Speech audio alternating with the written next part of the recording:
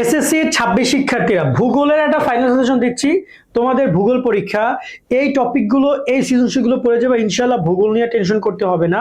তুমি যে কোনো বই, যে কোনো গাইড যেখান থেকে পড়ো না কেন, এই টপিকগুলো পড়ার ট্রাই করবা। আমাদের সাজেশন শিটগুলো আমরা সেভাবে সাজিয়েছিলাম, তোমাদেরকে দেখিয়ে দিচ্ছি আমাদের সাজেশনটা, যে তোমরা কোন কোন টপিকগুলো পড়বা এবং কিভাবে ভূগোলের পরীক্ষার প্রশ্নগুলো আসবে। এবং আশা করি এখান থেকে তোমাদের 100% কমন আসবে ভাইয়া। এর বাইরে থেকে আসলে কিছু নাই, গুরুত্বপূর্ণ সবই দিয়ে দিচ্ছি আমরা, এমন না যে অনেকগুলো দিচ্ছি, বাছাই করে করে দিচ্ছি। এখানে আমরা যদি কথা বলি, সৃজনশীল তোমাদের পরীক্ষা 50, সংক্ষিপ্ত 20 আর এমসিকিউ 30। প্রশ্ন আসবে 8টা, অ্যান্সার করবে 5টা। এই জিনিসটা মাথায় রাখবা, তো মানে কি তোমার সবগুলো অধ্যায় পড়ার দরকার নেই। ওকে, এবার যদি আমরা দেখি তোমাদের এখানে কি কি অধ্যায় রয়েছে, খেয়াল করে দেখো। তোমাদের সৃজনশীল তোমাদের টোটাল অধ্যায় রয়েছে কয়টা? 3 3 6 7টা অধ্যায় রয়েছে, যেখান থেকে তোমাদের পরীক্ষায় প্রশ্ন আসবে কয়টা? 8টা প্রশ্ন আসবে। সো 8টা থেকে তোমাকে অ্যান্সার করতে হবে 5টা। তো তুমি মোটামুটি 5টা প্রশ্ন আসার জন্য যে অধ্যায়গুলো জরুরি সেগুলো পড়ার ট্রাই করো। ভূগোল ও পরিবেশ রয়েছে, এই অধ্যায় থেকে ম্যাক্সিমাম বোর্ড কোশ্চেন করবে, কোনো কোনো বোর্ড কোশ্চেন করবে না, স্কিপ করতে পারো বলে আমি মনে করি। এর পরবর্তী রয়েছে মহাবিশ্ব এবং আমাদের পৃথিবী, এই অধ্যায়টি দারুণ একটা অধ্যায়, এখান থেকে কোনো কোনো বোর্ড তোমার একটা কোশ্চেন তো কনফার্ম করবে। ঠিক আছে, মানচিত্র পঠন ও ব্যবহার, এটা যেমন তোমার অধ্যায় কোনো কোনো বোর্ড কোশ্চেন করবে, নাও করতে পারে। ওকে, এই অধ্যায় দুইটা মূলত কোনো কোনো বোর্ড কোশ্চেন না করার পসিবিলিটি, কারণ এই অধ্যায়গুলো খুব বেশি সৃজনশীল নাই। এই অধ্যায়গুলোতে প্রচুর এমসিকিউ আসবে। এমসিকিউ কি কি আসবে বলে দিচ্ছি। তারপর হচ্ছে পৃথিবীর অভ্যন্তরীণ ও বাহ্যিক গঠন, এইখান থেকে তোমরা মোটামুটি কায়দায় একটা প্রশ্ন আবার কমন পাচ্ছ। টোটাল এই যে দুইটা অধ্যায় থেকে তোমরা দুইটা প্রশ্ন কনফার্ম পাবা, আর এই দুইটা অধ্যায় যে কোনো একটা অধ্যায় থেকে তারা কোশ্চেন করবে। টোটাল এখান থেকে গেল 3টা, বাকি 5টা কোশ্চেন আসবে তোমার মোটামুটি কায়দায় 3টা অধ্যায় থেকে। বায়ুমণ্ডল রয়েছে, এখান থেকে তুমি ইনশাল্লাহ একটা প্রশ্ন কনফার্ম কমন পাবা, এখান থেকে তোমাদের একটা প্রশ্ন আসবে। রয়েছে বাংলাদেশের ওকে, এরপর হচ্ছে বাংলাদেশের ভৌগোলিক বিবরণ, এখান থেকে তোমরা দুইটা প্রশ্নের মতো কমন পেতে পারো, এইখান থেকে দুইটা আসবে। বাংলাদেশের প্রকৃতি ও দুর্যোগ, এখান থেকে তোমাদের দুইটার মতো কোশ্চেন আসবে। সো ওভারঅল এই হচ্ছে তোমার টোটাল কোশ্চেনের শিট। এখন যদি আমাকে বলো ভাই কোন অধ্যায়গুলো পড়বো, তাহলে আমি একদম সিম্পল আমার জায়গা থেকে বেসিকটা বলবো যে তুমি অবশ্যই শেষের 3টা অধ্যায় ভালো করে পড়ো। 3টা অধ্যায় পড়লে তোমার মোটামুটি 5টা প্রশ্ন কমন আসবে। যদি তুমি রিস্ক নিতে না চাও, তাহলে এর সাথে তুমি যুক্ত করো এই অধ্যায়টা, এই টোটাল 4টা অধ্যায় পড়ো। অথবা তুমি চাইলে বায়ুমণ্ডলটা বাদ দিতে পারো, বায়ুমণ্ডল বাদ দিয়ে এই 3টা অধ্যায় পড়ো। অভ্যন্তরীণ বায়ু গঠন, বাংলাদেশের ভৌগোলিক বিবরণ এবং বাংলাদেশের প্রাকৃতিক দুর্যোগ, এই 3টা অধ্যায় থেকেই দুইটা করে কোশ্চেন করবে। মোটামুটি তুমি 6টার মতো কোশ্চেন পাবে। বাকি 3টা যে অধ্যায় রয়েছে, এই একটা 6 নম্বর অধ্যায়, তারপর রয়েছে তোমার এখানে রয়েছে যদি আমরা দেখি, এখানে রয়েছে তোমাদের 3 নম্বর অধ্যায় এবং এখানে রয়েছে 1 নম্বর অধ্যায়। এই অধ্যায়গুলো থেকে তোমাদের 3টা অধ্যায় মিলিয়ে টোটাল 2টা কোশ্চেন করবে তারা, মানে কোনো একটা অধ্যায় থেকে কোশ্চেন করবে না। ওকে, এবার যদি আমরা দেখি যে তোমরা আসলে কোন কোন টপিক গুলো পড়বা। প্রথমে দেখো ভূগোল ও পরিবেশ, এখানে তোমরা ধারণা, ভূগোলের ধারণা, পরিবেশের ধারণা, ভূগোলের পরিধি, ভূগোলের শাখা, ভূগোল ও পরিবেশের পাঠের গুরুত্ব, এই টপিকগুলো দেখতে পারো। বিশেষ করে এগুলো এমসিকিউ পারপাসে বেশি আসবে। ভূগোলের মেইন যে ফান্ডামেন্টাল যে বিষয়গুলো রয়েছে সেগুলো এই অধ্যায়ে আছে এবং প্রচুর এমসিকিউ আসতে পারে অধ্যায় থেকে। মিনিমাম 4-5টা এমসিকিউ তোমরা পাবা। এটা আমি একটু পরে বলে দিচ্ছি, লেখা আছে তোমাদের কয়টা এমসিকিউ আসবে।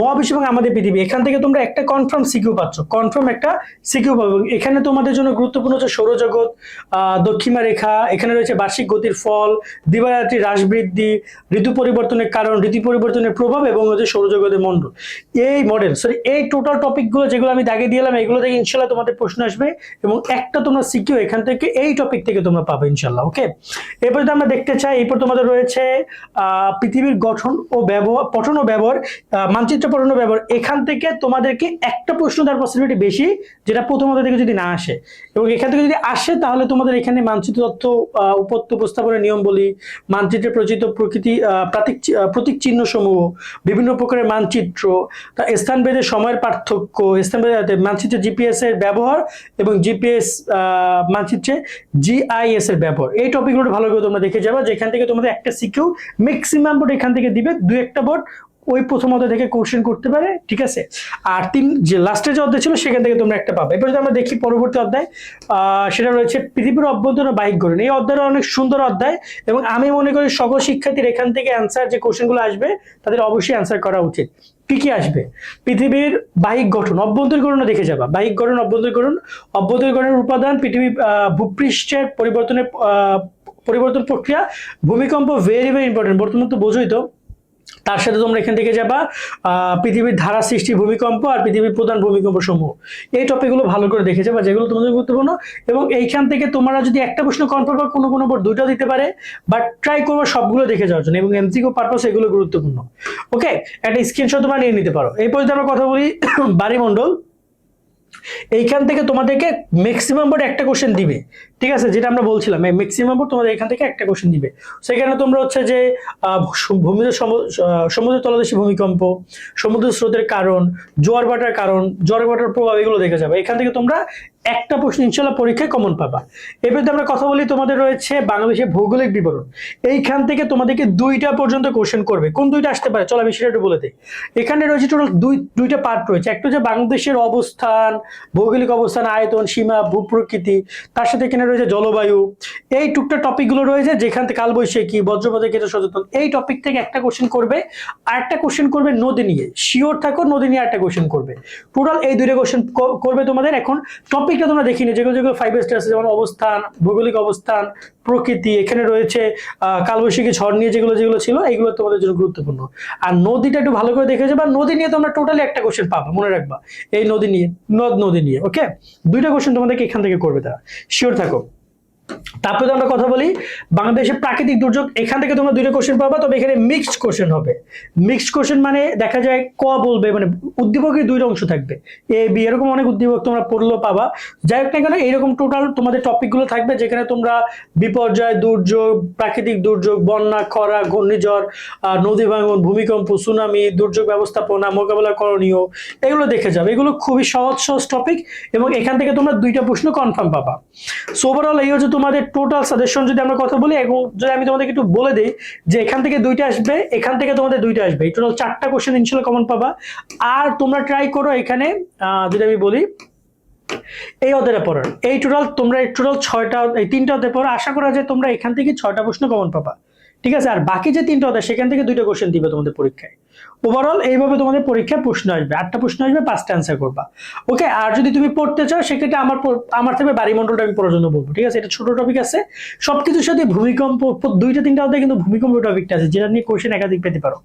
আর এমসিকিউ নিয়ে যদি আমরা কথা বলি, এমসিকিউ এর ক্ষেত্রে তোমরা দেখতে পারো এইভাবে তোমাদের এমসিকিউ আসবে। তোমরা দেখো 3 থেকে 4টা এমসিকিউ আসবে তোমাদের প্রথম অধ্যায় থেকে, 5, 6, 4, মানে প্রত্যেক অধ্যায় থেকে এমসিকিউ থাকছে।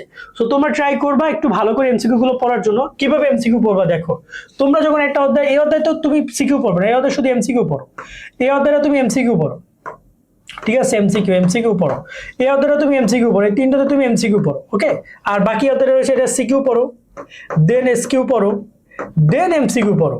ওকে, এরকম করে করে এই 2টা অধ্যায় কমপ্লিট করে ফেলো, 3টা অধ্যায় এসকিউ, আর বাকি অধ্যায়গুলোর অবশ্যই এসকিউ পড়বা, এগুলোর এসকিউটা দেখে যাবা, ঠিক আছে। এসকিউ যে টপিকগুলো আমরা 5 স্টার দিয়েছি, সেগুলো এমসিকিউ এবং এসকিউ পারপাসে একইভাবে গুরুত্বপূর্ণ।